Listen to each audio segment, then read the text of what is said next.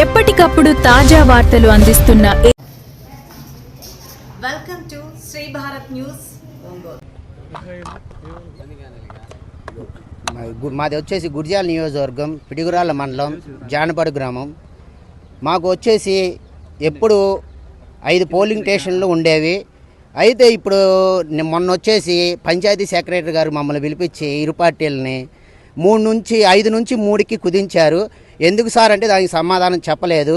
మాకు వచ్చేసి కూడా గత 50-60 సంవత్సరాల నుంచి కూడా ఉన్న 2 పోలింగ్ స్టేషన్లని మార్చడం జరిగింది. అవి వచ్చేసి ఉర్దూ స్కూలు ప్లస్ మండలం పరిషత్ హిందూ హై స్కూలు. అయితే ఆ రెండింటిని కూడా తీసుకెళ్ళి హై స్కూల్లో కలిపేశారు. ఇప్పుడు ఇవి వచ్చేసి ముస్లిం మైనార్టీ ఓట్లు, బీసీ ఓట్లు, సానుభూతి ఓట్లు ఎక్కువ ఉంటాయి. ఇవి ఎటువంటి ఇబ్బంది లేకుండా ఎప్పుడు ఇక్కడ ఎలక్షన్ జరిగేవి. ఇవి తీసుకెళ్ళి అక్కడ కలపటం అనేది అది వద్దు. మాకు యథావిధిగా ఎప్పుట్లాగానే పోలింగ్ స్టేషన్లు కొనసాగించాల్సిందిగా మేము కోరుకుంటున్నాము. డివిఓ గారికి కూడా వినతి పత్రం అందజేయడం జరిగినది. ఈ అవకాశం కల్పించిన మా వాళ్ళందరికీ మా ధన్యవాదాలు. నమస్తే అండి. మాది పిడుగురాళ్ళ మండలం జానపర గ్రామం. మా ఊరు స్టార్టింగ్ నుంచి కూడా మా గుర్తు మొత్తం 5 పోలింగ్ స్టేషన్స్ ఉన్నాయి. 5 పోలింగ్ స్టేషన్స్లో ప్రతి ఎలక్షన్ 5 పోలింగ్ స్టేషన్లు జరుగుతుంది.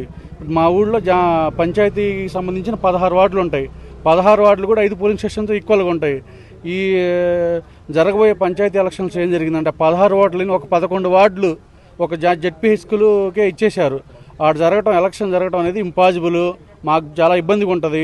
ఇంకో విషయం ఏంటంటే మా ఉర్దూ స్కూల్ బూత్, మా ఎలిమెంటరీ స్కూల్ బూత్ అనేది ఎందుకు ఎత్తేసారు పోలింగ్ స్టేషన్ అని మాకు ఇప్పుడు కూడా అర్థం కావట్లా.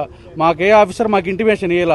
దయచేసి మా బాధను గమనించి ఆ 2 పోలీస్ స్టేషన్ మా ఉర్దూ స్కూల్, ఎలిమెంటరీ స్కూల్ రెండింటిలో కూడా పోలింగ్ బూతులను ఏర్పాటు చేయాల్సిందిగా పంచాయతీ ఎలక్షన్ మేము కోరుకుంటున్నాం. ఇది మా విన్నపం.